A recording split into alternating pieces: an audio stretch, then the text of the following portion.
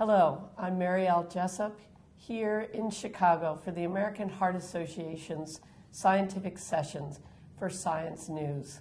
I'm so pleased to be able to introduce Dr. Lori Mosca and Dr. Roger Blumenthal so that they can give us their thoughts about Improve It, which we just heard. So let me start with you, Lori.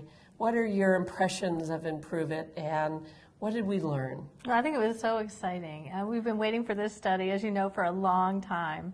It's been a decade in the making, and we finally now have the news, the hard data, that combining a non-statin ezetimibe with a statin therapy in high-risk acute coronary syndrome patients is associated with a significant benefit. There was about a 6% reduction in the composite outcome for clinical endpoints in these patients, which is great news because, as many of us know that practice in this area, many of our patients are intolerant to statins, and this now really gives us a new option for those patients. Sort of a new tool. Yeah, absolutely. Roger, what did you find surprising? What did you find good about Improve It? Well, like Lori, we see a lot of patients who are intolerant of daily statins given at a high dose. And this basically looked at a group of people whose baseline LDL was 69, dropping down by about 15 milligrams per deciliter. So that delta between 69 and 54 is pretty small, but where a lot of clinicians tend to use ezetimibe up until now without that much data was in the patients who maybe we couldn't even get to 100.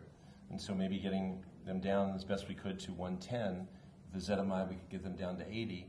And I think we probably would extrapolate that there would be a greater absolute reduction doing that with maybe a 30 milligram per deciliter drop.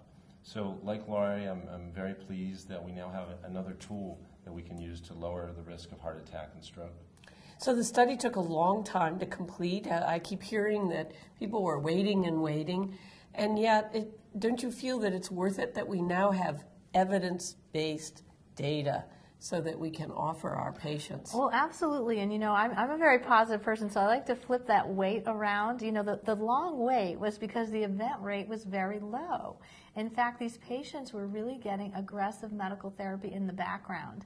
And that really shows us, you know, that we can really keep this sort of recurrent epidemic of heart disease at bay with aggressive medical therapy. So in some ways, the long duration of the trial was good news, but it's even better news that we now do have a proven therapy that's a non-statin to help our patients. So Roger, help us understand, as a practicing physician, is this going to change how physicians should be approaching their patients, or?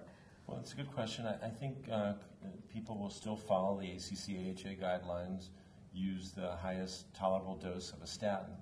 But in individuals who we aren't able to treat with high-dose statin therapy, we can now use another medication that now has outcome data. And there was also the tantalizing subgroup analysis that said there's potentially a drop in diabetes. So it'll be interesting to sort of see, as we learn a little bit more about this drug, perhaps there'll be some other things that we can use for our patients to lower their cardiovascular risk.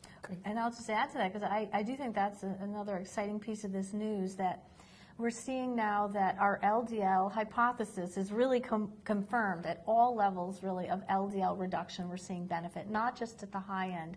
And that bodes well, I think, for some of the future options that we might have available that are in the pipeline, like the PCSK9 inhibitors. I think we might have classes of drugs in the future that will allow us to get even more bang for our buck in lipid lowering. So good news today from the American Heart Association Scientific Sessions.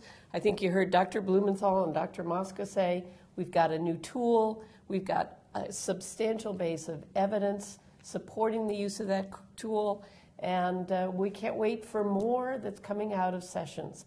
So thank you, and this is Science News.